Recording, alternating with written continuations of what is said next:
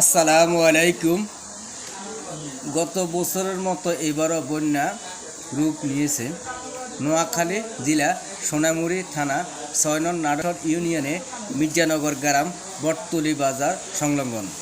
এখানকার অনেকগুলো মানুষ, অনেকের বাড়ি রাস্তাঘাট পানির নিচে ডুবে গেছে এবং অনেকেই ঘরের দরজায় পানি চলে এসেছে আসছে। অনেকের ডিলা ঘরের হেঁয়া বলা হয় ভেঙে গেছে। এই জলবদ্ধতা অন্যতম প্রধান কারণ হচ্ছে ছোটোখাটো খালগুলো ভরাট করে ফেলেছে মানুষই। এই কারণে আজ আমাদের এই দুর্গতি অবস্থা।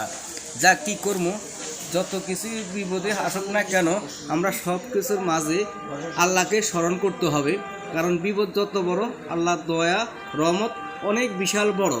দেখ আলহামদুলিল্লাহ 2024 সালের বন্যা যেহেতু আল্লাহ আমাদেরকে রক্ষা করছে, 2025 সালেও আমাদেরকে আল্লাহ রক্ষা করব। তো আমরা সব সময় আল্লাহর জিকির আসার নিয়ে ব্যস্ত থাকি।